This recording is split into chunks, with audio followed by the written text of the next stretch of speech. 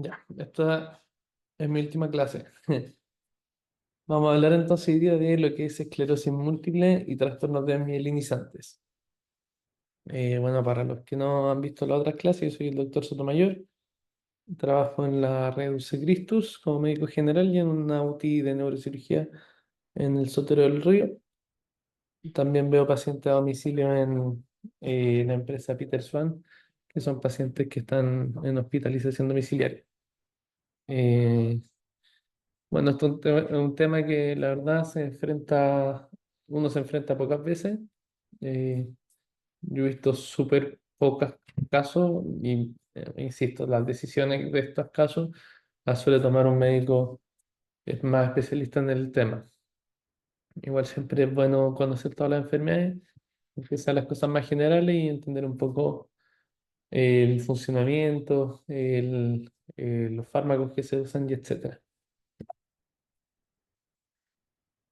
Entonces, las enfermedades demielinizantes es un conjunto de enfermedades neurológicas que afectan generalmente a adultos jóvenes y que se caracterizan por una inflamación y destrucción selectiva de la mielina, de las vainas de mielina del sistema nervioso central. Respetan así lo que es el sistema nervioso periférico. ¿Ya? Así que estos pacientes que tienen enfermedades demielinizantes habitualmente tienen síntomas que, como todo en neuro, van a depender del área afectada y sí van a ser síntomas, digamos, derivados del funcionamiento del sistema nervioso central. Y bueno, la principal o la más típica de las enfermedades desmielinizantes es la esclerosis múltiple. ¿Qué es esta esclerosis múltiple? Entonces, una enfermedad desmielinizante es una enfermedad de etiología desconocida, pero que sabemos o que se supone, se cree que la patogenia viene de la autoinmunidad, entonces una enfermedad autoinmune del área de la neuroinmunología y que se caracteriza entonces por una inflamación crónica, por desmielinización y por gliosis en el sistema nervioso central, sobre todo en lo que es la sustancia blanca. Y bueno, ahí lo vamos a ver, pero suele ser la sustancia blanca periventricular, o sea, por alrededor de los ventrículos, ya que, bueno, los que no han visto las clases antes o los que no recuerdan mucho anatomía son estas como cavidades que están dentro del cerebro, del encéfalo, y que dentro tienen LCR, el líquido cefalorraquídeo. ¿Ya? Entonces, por fuera, en general, las lesiones uno las ve en las imágenes como periferia, en la periferia de los ventrículos. Em, Esta desmielinización, entonces, produce una lentificación en la conducción axonal y bloqueos de conducción, y como habíamos dicho, respeta el sistema nervioso periférico, al igual que todas estas enfermedades. Existe un grado de predisposición genética, ya que hay una concordancia que puede llegar incluso al 30% en gemelos monocigóticos y del 2 al 3% en disigóticos, ya o sea, en mellizos. Y además se asocia con los genes HLA-DR2 y HLA-DQ. Bueno, el tema etiológico, esto, insisto, es súper complicado. El área inmuno, de neuroinmuno, yo la encuentro súper rara y súper difícil. Y también un poco útil en la práctica clínica, al menos para los médicos generales. Así que esta parte yo creo que no es tan relevante, pero al menos para que lo conozcamos de momento. Eh, entonces, se cree entonces que es una enfermedad autoinmune que está mediada por linfocitos T reactivos frente a la proteína básica de la mielina, la PBM, o a la proteína proteolipídica, ¿ya? O sea, son reacciones de los linfocitos T frente a la mielina. En la lesión de placas de desmielinización hay agudas, hay un infiltrado de células CD4 y macrófagos. Y ahí cuando la placa se cronifica, predominan los linfocitos B y TCD8. Además, es interesante que aparecen niveles altos de inmunoglobulina en el LCR, que estos serían las bandas oligoclonales. Ahí vamos a ver que un apoyo diagnóstico el estudio del LCR en estos pacientes.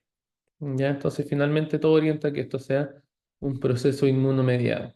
Esa es como la lógica y bueno, el tratamiento también eh, está orientado a la inmunosupresión. Bueno, esta enfermedad entonces tiene síntomas iniciales y después va desarrollando síntomas como en la medida que evoluciona. Eh, Inicialmente suelen ser síntomas del área sensitiva, ya general hipoestesia o parestesia. Eh, por otro lado, tenemos que puede haber también afectación motora, ya habitualmente paresia de alguno de los miembros, puede haber torpeza al caminar, el paciente lo puede referir así, o debilidad en las manos, ya síntomas que a veces pueden pasar súper desapercibidos. Muchas veces, bueno, los pacientes vienen y refieren que se sienten raros, que no sé, que tienen como fatiga y que pueden decir que las manos las sienten raras.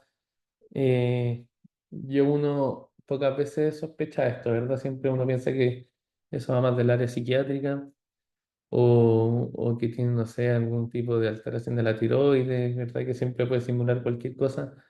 Pero bueno, siempre es importante tener esto como opción, especialmente si estas alteraciones sensitivas tienen alguna lógica como neuroanatómica. Eh, bueno, un 25% de los pacientes en síntomas iniciales pueden tener lo que es disartria, diplopía, disfagia, vértigo, es decir, síntomas derivados de las funciones del tronco encéfalo. ¿Verdad? Podría aparecer presencia de nistagmus de origen central, es decir, vertical, puede ser rotatorio, obviamente también puede ser horizontal. Y algo bien interesante es la oftalmoplegia internuclear.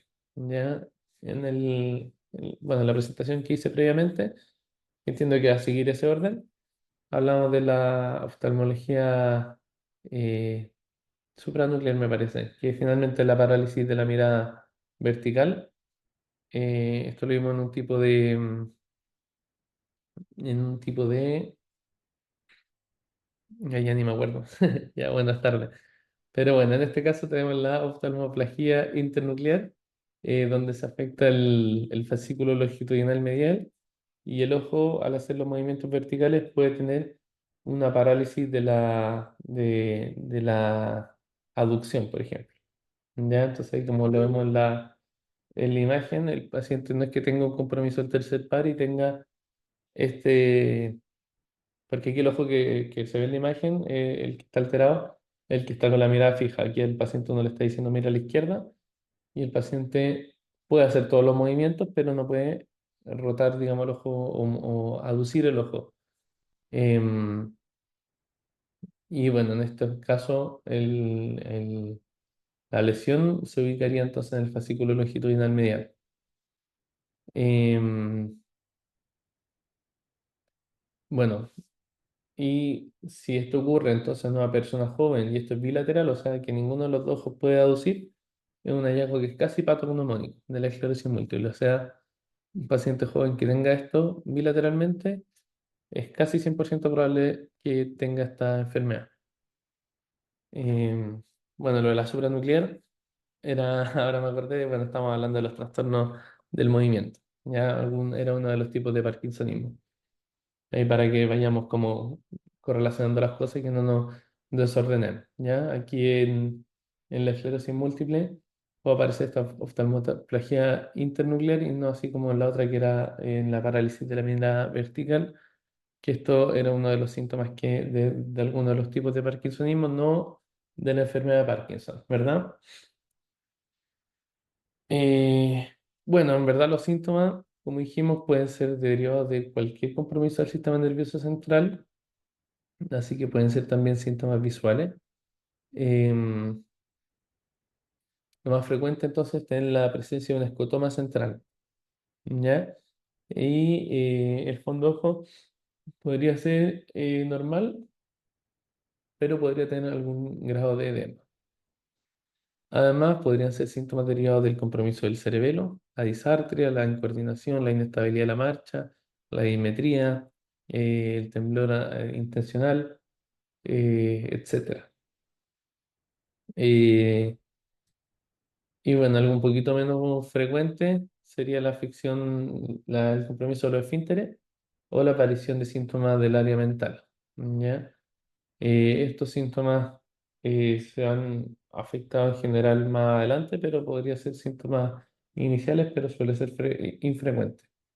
Ya, o sea, en general, síntomas sensitivos, síntomas motores, síntomas visuales, síntomas del cerebelo y podría ser también del troncoencéfalo, especialmente la oftalmoplegia internuclear. ¿Ya? Ahí, bueno, el troncoencéfalo, acuérdense que estos suelen ser derivados del compromiso de los pares craneales que salen de ahí, ¿verdad? La diplopía, tenemos ahí, bueno, esto mismo, ¿verdad? La disfagia, los pares más bajos, el vértigo, ahí estaríamos hablando del octavo par, etcétera. Así al menos yo lo relaciono con el troncoencéfalo. Y bueno, ¿cómo es la evolución de estos pacientes? Entonces, se suele afectar la gran mayoría de los sistemas funcionales neurológicos. Pueden traer síntomas piramidales, sensitivos, cerebelosos, del tronco, de los esfínteres, visuales y mentales, un poco lo que ya habíamos hablado. Lo más frecuente entonces son síntomas motores, sensitivos y el cerebelo. Seguido de estos siguen lo que son el troncoencéfalo, los esfínteres, mentales y visuales. Ya, pero finalmente varios síntomas neurológicos. Bueno, entonces uno diría, no, aquí lo vamos a hablar. Sigamos con la introducción entonces. Ya entonces tenemos que la esclerosis múltiple es una enfermedad que es del grupo de las desmielinizantes, la más frecuente de esta o la más típica, eh, que afecta entonces de alguna forma inmunomediada a las proteínas de las vainas de mielina eh, y que según el área del sistema nervioso central, porque siempre es del sistema nervioso central, que se afecte va a generar algún tipo de síntoma y como el sistema nervioso central tiene prácticamente todos los síntomas, muy variado, ¿verdad? Sensitivos, motores, cerebelo, del troncoencéfalo, disartria, diplopía, disfagia, etcétera. Ya, nistagmus central. em, y bueno, eso por un lado. Ya ahí vamos a hablar que un poco cómo entonces un paciente que llegue con estos síntomas, cómo vamos a sospechar que tenga una esclerosis múltiple y no otra cosa. Pero seguimos con el área introductoria. ¿Y cómo vamos a definir entonces un brote de esclerosis múltiple? Porque esta enfermedad se comporta en brotes, ¿ya? No es como que uno tenga la enfermedad y ya tengo la enfermedad así como puede ser, no sé, pues un ACV, por ejemplo, que tiene la enfermedad y una vez que está, bueno, se trata y todo lo que uno queráis, pero esto no, esto es una enfermedad que ahí vamos a ver, pero suele tener brotes, ¿ya? Entonces, un brote de esclerosis múltiple se define como una disfunción neurológica de más de 24 horas de duración. En general, evolucionan en días, semanas, con recuperación completa, parcial o nula. Y para que lo tengan en cuenta, dos brotes diferentes deben aparecer al menos con un mes de separación y afectar a dos partes distintas del sistema nervioso central. Y eso se podría evaluar tanto clínico como imaginológicamente. Entonces, por ejemplo, un paciente que llegue y diga, no, tengo una hemipoestesia del lado izquierdo, y qué sé yo, asociado a esto tengo una paresia de X parte del cuerpo, eso podría ser un brote de esclerosis múltiple, y ahí esto podría durar, o sea, tendría que durar más de 24 horas de duración, ¿ya? Y esos síntomas podrían remitir completamente o podrían mejorar parcialmente o incluso pueden quedarse iguales, ¿ya? O sea, esta hemipoestesis y esta paresia podría quedar igual o podría mejorar en absoluto. Entonces, bueno, hablemos un poquito de los factores de riesgo o más que factores de riesgo, factores de peor pronóstico. Ya un paciente que tenga una esclerosis múltiple, ¿quién creo yo que va a andar peor que otro paciente? Ya serían los que son varones, los que tienen inicio tardío, pasados los 40 años, pacientes más añosos, em, que tengan un curso progresivo primario, que ahí lo vamos a ver, bueno, en esta imagen. Progresivo primario entonces sería el que tiene la segunda imagen, ¿verdad? En el cuadro son los que van progresivamente empeorando los síntomas Como pueden ver, que esto lo vamos a ver ahí, pero existen los que evolucionan en brote o en brote y van mejorando, o sea, van empeorando, o en brote y después empeoran, o van empeorando y tienen brote entre medio. Ya los que tienen peor pronóstico serían los que van constantemente empeorando. La forma progresiva primaria, entonces. Eh, los que tienen signos motores y cerebelosos en el debut, aquí es que se recuperan poco después de un brote. Los que tienen un intervalo corto entre los dos primeros brotes. eh, y bueno, los que tienen una resonancia con múltiples lesiones. ¿Ya? O sea, pensar el paciente que va a andar mejor. Yo me imaginaba una mujer joven de 20 años con síntomas sensitivos y que recuperan perfectamente posterior a eso. ¿Ya? Y que sean solo síntomas sensitivos y, bueno, una lesión ubicada en la resonancia que explique perfectamente esa alteración sensitiva. Y esta entonces sería una paciente de buen pronóstico. Entonces, ¿cuál sería uno de mal pronóstico? Bueno, un hombre viejo que aparezca con síntomas motores cerebelosos, con dismetría y una hemiparesia, y que los síntomas no reviertan al 100%, sino que reviertan poquito posterior al brote, y que posteriormente y prontamente, digamos al mes o a los 2 meses siguientes, vuelva otro brote. Ya tiene lógica que eso ande peor que el caso inicial que les comenté. Y bueno, ¿cómo se comporta la esclerosis múltiple? Ya hay cuatro grandes grupos. Está la recurrente remitente, ya, que son brotes que recidivan y que no progresan clínicamente entre los brotes, ya, y que suelen entonces llegar a un basal o quizás no al 100%, pero suelen remitir al menos parcialmente los brotes. Y mientras no haya brote, no hay progresión clínica, o sea, los síntomas se mantienen iguales, ¿ya? Em, Ahí se puede ver en el cuadrito, ¿verdad? Se ve mejor, ¿verdad? Y eso. Después, ahí tengo invertido el 2 y el 3 con respecto al cuadro, pero tendríamos la secundaria progresiva, eh, que se ve en la columna tercera del cuadro, que son pacientes que inicialmente son recurrentes remitentes, pero posteriormente evolucionan a una forma progresiva, ¿ya? Es decir, que la incapacidad progresa gradualmente entre los brotes o sin brotes.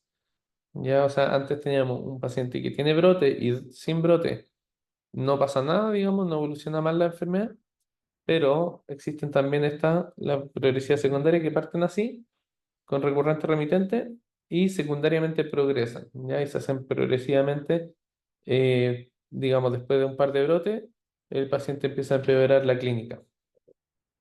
Eh, Tenemos la progresividad primaria, que son pacientes que los síntomas van progresivamente empeorando desde el inicio de la enfermedad. eh, y bueno, esto se asocia entonces a mal pronóstico.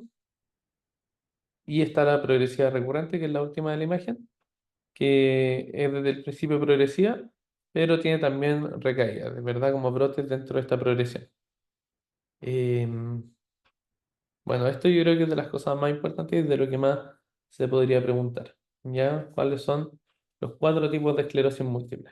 Ya también para que yo creo que si me hacen hacer preguntas, esta sería una de las preguntas que haría. No creo que sea tan relevante para un médico general en la práctica, pero sí sería interesante para un interno en neuro que cuando le pregunte a un neurólogo cuáles son, qué sabes de la esclerosis múltiple, ¿verdad?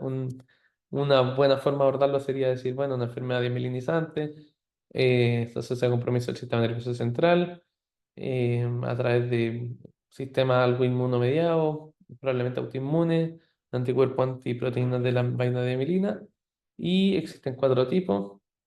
Los más habituales que evolucionan en brotes, eh, como la recurrente remitente, ¿verdad? Existe la progresividad primaria, la progresividad secundaria, que es como una mezcla de las primeras dos, y la progresividad recurrente. Eso sería, ¿verdad? Un buen concepto de lo que es la enfermedad, de lo que es la esclerosis múltiple. ¿Ya? Así que por eso les dejo esto para que lo memoricen o al menos lo entiendan, si tampoco es tan complicado. Entonces, ¿cómo diagnosticamos una esclerosis múltiple? Eh, los criterios diagnósticos tienen que tener lo que se llama la dispersión en tiempo y en espacio. Y además existen los exámenes paraclínicos.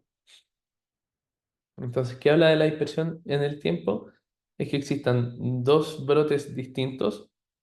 Eso habla de que hay lesiones separadas en el tiempo. Por ejemplo, si yo tengo una lesión, o sea, un síntoma, no sé, sensitivo y veo y en el encéfalo, o sea, en la resonancia tengo ahí una lesión que me explica esto, podría ser perfectamente un tumor, un linfoma, lo que uno se imagine. Em, pero si estos brotes, esa lesión después desaparece y después aparece otra lesión en otra parte del sistema nervioso central, ahí estamos pensando que esto es una esclerosis múltiple, ¿verdad? Porque son como lesiones que aparecen y desaparecen y aparecen en otras partes del sistema nervioso central. Ya, o sea, tenemos la dispersión en tiempo y dispersión en espacio. Em, Eso. Podría ser también que se considere el diagnóstico solo en un mismo brote si es que hay lesiones que progresan en sucesiva resonancia. ¿Y cómo podemos saber que progresan? Principalmente porque en la misma resonancia, cuando son lesiones agudas, captan contraste y posteriormente no captan contraste. Así que si tienen ese comportamiento, uno podría ver que estas lesiones están progresando. ¿Ya? Y bueno, entonces el diagnóstico clínico podría ser con alteraciones del sistema nervioso central en dos o más áreas, en dos o más episodios separados en tiempo, ¿verdad? Mayor a un mes. ¿Por qué? Porque tienen que tener esta diferencia en un mes para que se consideren dos episodios distintos, dos brotes distintos. Ya, se me cortó un poquito, pero como les decía entonces, bueno, hablamos de lo clínico, alteraciones de la clínica a nivel del sistema nervioso central, endomadria y más episodios separados por el tiempo, ¿ya? Más de un mes. Entonces, por ejemplo, los síntomas que se expliquen por una lesión dentro del sistema nervioso central, no sé, una hemipoestesia, por ejemplo, del lado izquierdo, eh, y que después de un mes tengamos, qué sé yo, una hemiataxia, por ejemplo, ¿ya? Y esas dos cosas serían dos áreas distintas, con dos clínicas distintas, y que estén separados por más de un mes. Bueno, la resonancia es la prueba más útil, ¿ya? Siempre se hace.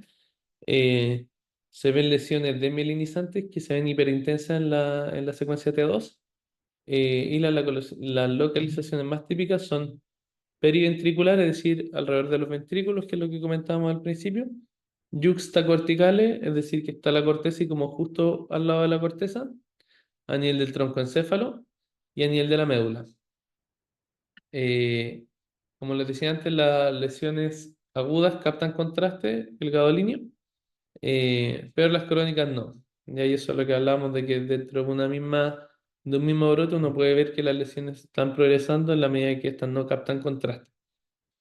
Y además el estudio del LCR, que no es como obligatorio, pero a veces se hace y se pueden identificar estas bandas oligoclonales de inmunoglobulina en la mayoría de los casos. Incluso en algunos reportes se habla de hasta un 90% de los casos. ¿Ya? Y entonces la esclerosis múltiple vendría a ser como eh, bueno, esta enfermedad que viene con brotes, digamos, y que se pueden identificar las lesiones tanto de forma clínica como imagenológica. En general se complementan las dos cosas. Eh, y, y claro, y uno ve cómo estas lesiones aparecen y después se transforman de aguda a crónica y van apareciendo otras nuevas lesiones. Y ahí la clínica también puede ir mejorando de un brote a otro, o sea, puede ir, digamos, de un brote puede mejorar y llegar a la normalidad, puede estar peor que lo normal, puede estar también peor que lo normal y después progresar y etcétera. Y ahí vemos entonces lo que hablamos antes de estas cuatro tipos de esclerosis múltiple. Em, bueno, ahí se ven entonces la resonancia, estas lesiones periventriculares, hiperintensas y bien blancas. Em, Y bueno, ¿cómo vamos a tratar entonces esta esclerosis múltiple? Ya no existe entonces un tratamiento que pueda curar la enfermedad. Eso es importante. Entonces lo que vamos a hacer es tratar el brote para que dure poco eh, y a la vez tratar el periodo interbrotes o intercrisis para tratar de que esta enfermedad no progrese o progrese más lento. Eh, bueno, el brote, ¿cómo se trata? Entonces, estos pacientes que tienen un déficit neurológico, un síntoma neurológico que se explica por estas lesiones en el encéfalo, por esta esclerosis múltiple, vamos a darle bolos de corticoide endovenoso, dosis alta, 1 gramo de metilprednisolona al día por 3 a 5 días. Ya posteriormente uno en general hace una pauta de descendente de corticoides orales. Eh, es decir, esto después lo pasamos a prednisona, por ejemplo, no sé, 60, 80 miligramos al día y posteriormente lo vamos disminuyendo. ¿Ya? Estos bolos de metilprednisolona son súper fuertes, ¿eh? Ya para que lo tengan en cuenta. No, no es como que uno llegue y se los dé, o sea, es una pauta, algo que se hace después de conversarlo y que estamos todos de acuerdo. Nosotros hemos dado igual en la unidad, pero es algo que yo lo veo al menos poco frecuentemente y que se le toma harto peso a esto. En general, vamos midiendo lo que es el potasio y la glicemia. Esto porque los corticoides en dosis altas pueden alterar estos parámetros. Em, por otro lado, se puede hacer plasmaféresis o tratamiento con inmunoglobulina, que es cuando estos brotes que son bien graves y no responden a los corticoides, ¿ya? O cuando los corticoides están contraindicados. Eso ya lo he visto, nada, nunca, pero se podría hacer. Luego entonces, eso sería el tratamiento de un brote cuando el paciente tiene el síntoma, ¿ya? Una vez que pasa el brote y ya estamos como en la etapa basal de la enfermedad, ya sea que se haya mejorado por completo o persista con síntomas ahí como persistentes, vamos a hacer el tratamiento de primera línea. Todo esto, insisto, esto es un tratamiento bien de mega especialista, o sea, uno no va a decidir esto al menos en esta etapa de la carrera. Em, y los tratamientos son de primera línea, el más típico el interferón beta, ya el 1A y el 1B. Está también el copolímero 1 o el acetato de glatirámero.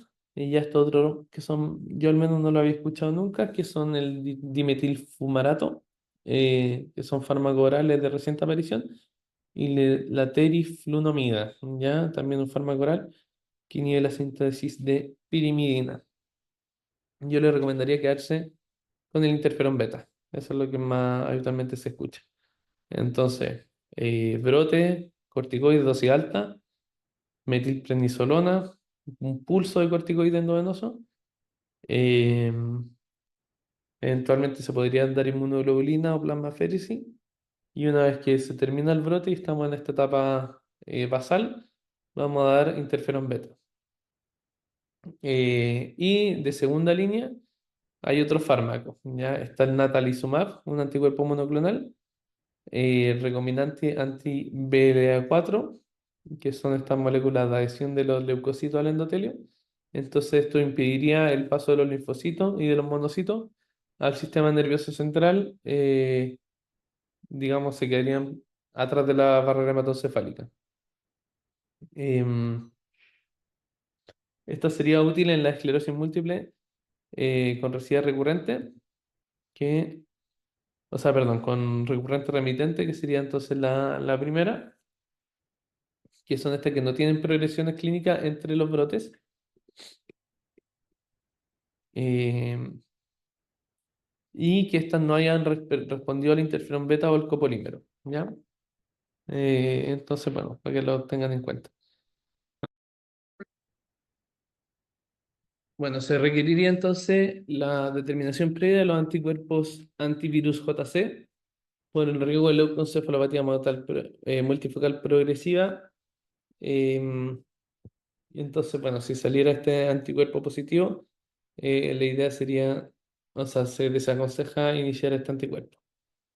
Eh, Otro fármaco, el fingolimod, un fármaco oral, que podría causar bradicardia, incluso puede llegar a ser mortal. El ocrelizumab, también un fármaco que yo al menos ya había escuchado previamente. Em, y bueno, el único que está indicado para tratar la forma primaria progresiva. Que, volviendo hacia atrás, siempre es bueno recordarlo. La primaria progresiva sería esta de mal pronóstico, ¿verdad? La segunda en la columna, eh, mal pronóstico y que en general va constantemente empeorando. Ya en estos casos podría usarse el ocrelizumab. Está la claderibina, que podría causar depresión medular y neutropenia, y entre varios otros. Em,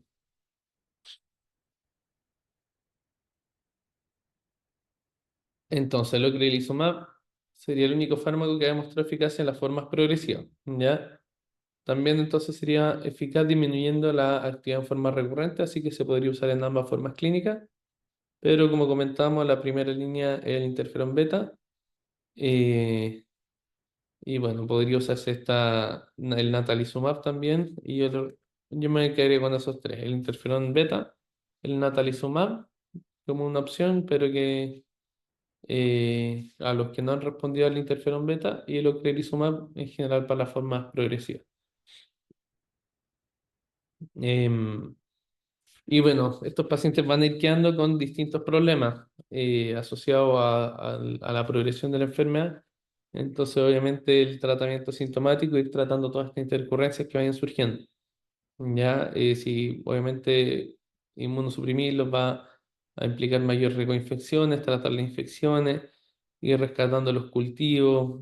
En general, van a ir adquiriendo bichos cada vez más fuertes, entonces van a ir requiriendo antibióticos más fuertes, se pueden ir poniendo espásticos, entonces una opción es usar baclofeno.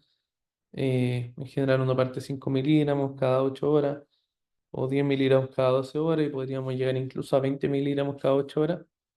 Em, a veces también se pueden asociar benzodiazepina, diazepam por ejemplo. Pueden ir surgiendo dolores neuropáticos, entonces ahí entran estos fármacos como la carbamazepina y la pregabalina. Pueden cursar con constipación, entonces se pueden usar laxantes y un gran etcétera. Ya la cosa es entender que no es que la esclerosis múltiple se trata así, brote y periodo de intercrisis, pulso de corticoides y interferón beta, pulso de corticoides y el natalizumab o el ocrelizumab, sino que es toda una enfermedad que va a ir van a ir surgiendo complicaciones en la medida que va progresando. Ya posiblemente los pacientes pueden quedar con, no sé, disfagia persistente, con problemas a ese nivel, entonces podrían requerir incluso la instalación de una gastrostomía, de repente sonda nasogástrica entre medio, o por la misma disfagia pueden comer, atorarse y pueden generar una neumonía aspirativa. em, y bueno, lo que se le ocurra, o sea, estos son pacientes que van a ir postrándose lentamente.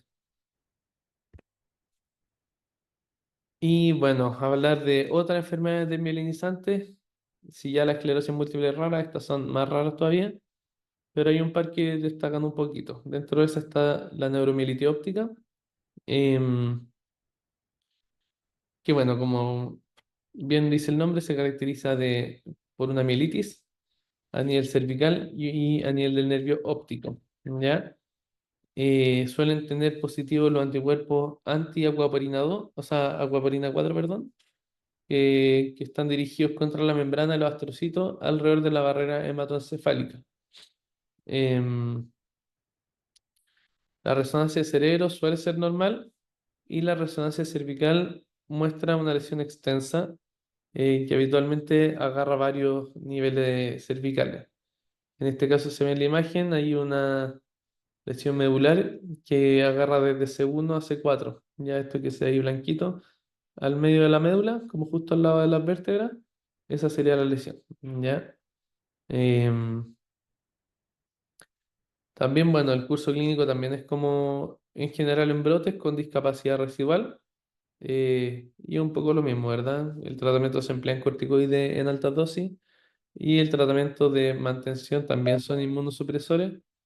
En este caso podrían ser distintos, ¿verdad? Azatioprina, prednisolona, rituximab, ciclofosfamida u otro. También podría usarse incluso plasmaféresis. Ya, insisto, esta enfermedad también es extraña. Yo diría que ahí lo que hay que quedarse es un poco la lógica a grandes rasgos, afectación de la médula cervical y afectación del nervio óptico, eh, evolución en brotes, que estos brotes van con corticoide intravenoso en altas dosis. Y bueno, como todas las enfermedades autoinmunes, y como estas que son neuroinmunológicas bien raras y bien difíciles de tratar, el tratamiento de mantención sería con inmunosupresión. Entonces, un poco lo mismo que lo otro. El paciente va a tener riesgo de infecciones más graves. Vamos a tener que ir usando antibióticos cada vez más potentes y pueden ir surgiendo distintos otros problemas y el paciente va a ir perdiendo distintas capacidades. Y bueno, otras más raras. Aquí hay varias que yo nunca había escuchado hasta hacer la presentación. Tenemos la enfermedad de Valo, donde se producen áreas concéntricas de desmielinización en la sustancia blanca subcortical.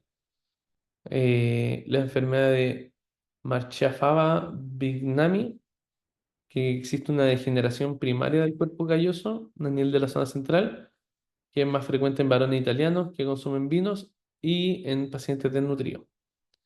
La patogenia es desconocida, pero se presume que es tóxica metabólica y estos pacientes van presentando demencia, trastornos mentales, convulsiones, suelen asociarse también con afasias, apraxias y hemiparesias.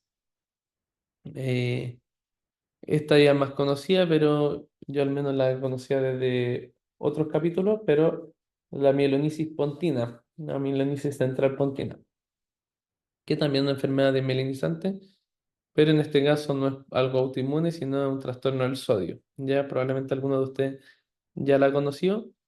Es una enfermedad que aparece luego de corregir muy rápidamente un estado de hiponatremia, cuando este estado de hiponatremia es más crónico.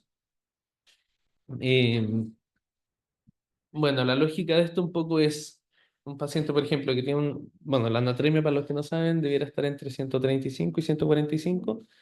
Un paciente, por ejemplo, que tiene una anatremia en 120, tiene su cerebro, sus neuronas, entre comillas, acostumbradas a este nivel de sodio, ¿ya? Y eso va a hacer que, si es que vemos esta anatremia en 120 y yo le subo el sodio, por ejemplo, a 140, 150, eh, al final el sodio dentro de la sangre va a generar osmosis y estas neuronas van a perder su agua, ¿ya? Y la neurona demora un tiempo en acostumbrarse a eso. Entonces ese es como el riesgo que tiene corregir muy fuerte y muy rápido el sodio. En general se habla de corregir 10 miliequivalentes por litro por día, ¿ya? Que igual es, bueno, es discutible en algunos casos. Por ejemplo, si el paciente está con síntomas agudos, está con un compromiso de conciencia, obviamente ahí lo mejor sería tratarle con bolitos de sodio. eh, pero ya si es una hiponatremia más crónica y tiene algún tipo de síntoma, pero que es más crónico también, muchas veces tienen, no sé, trastornos conductuales, por ejemplo, pacientes añosos que vienen medio deliriosos y tienen un tema con el sodio, por ejemplo, usuarios de diuréticos tiacídicos, muy típico ese caso. Y, y claro, ahí lo ideal es no corregir el sodio rápido. Si el paciente no está en riesgo, está obviamente un poquito desorientado, no hay mayor problema y lo mejor es sacar la tiacida y bueno, obviamente evaluar y ver cómo va evolucionando y tratar de que el sodio vaya subiendo, pero de forma lenta y progresiva, ¿ya? Entonces, si es que uno corrige muy rápido el sodio, tenemos esta mielonisis pontina. Eh, yo nunca lo he visto. Sí he tenido pacientes con riesgo que he visto cómo el sodio, digamos, se le corrigió muy rápido, pero que jamás han generado esta clínica. Pero se habla de esta parálisis pseudobulbar donde los pacientes pierden los movimientos faciales genera una paraparesia y una tetraparesia, pero con conservación del parpadeo y con los movimientos oculares verticales. O sea, es bien, bien terrible. En general también postrado, o sea, un paciente que es súper grave, ¿ya? Y esta clínica no suele ser inmediata, suele aparecer a los días siguientes.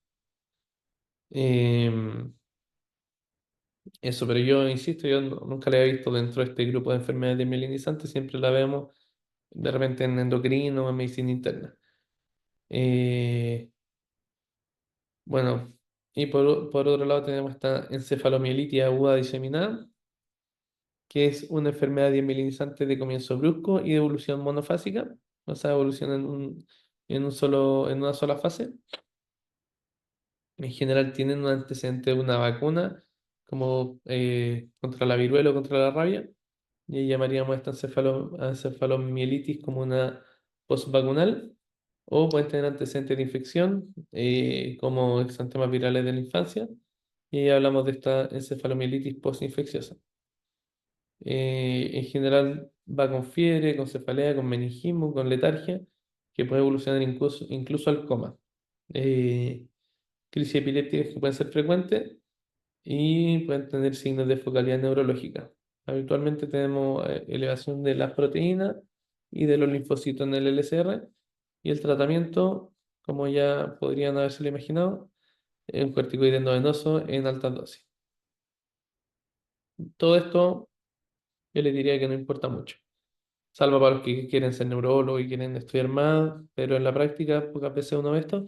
Sí, la mielonisis central pontina, esa ya es más típica. Y esta ya, el peor nombre de todos, encefalomielitis hemorrágica necrotizante aguda. Ya eso suena horrible, ¿verdad? Y bueno, lo es. Es una enfermedad desmielizante hiperaguda que no se conoce la etiología. Se ven lesiones de desmielinización perivenosa con intensa infiltración de células mononucleares y polimorfonucleares, con necrosis de las paredes de las vénulas y además de múltiples hemorragias diseminadas en toda la sustancia blanca. O sea, es terrible. De la nada, toda su sustancia blanca explota en sangre, y bueno, suele tener un muy mal pronóstico con una muerte en los próximos 2 a 4 días. El tratamiento igual se intenta con corticoides a altas dosis. Bueno, muchas gracias. Y un poco para esta clase densa y extraña, repasar, yo les diría lo más importante: entender el concepto de enfermedad desmielinizante, entender el concepto de lo que es la esclerosis múltiple. Principalmente yo les diría que uno se orienta con esto y con esto, ¿ya? O sea, son síntomas neurológicos del sistema nervioso central que aparecen en brotes, eh, que son, que aparecen y desaparecen y que son de distintas partes del encéfalo. O sea, no es que siempre el brote sea el mismo, ¿verdad? De repente puedo tener síntomas a nivel del tronco, que aparecen, desaparecen, y después aparece un síntoma como una paresia del hemicuerpo izquierdo o una fascia, lo que uno quiera.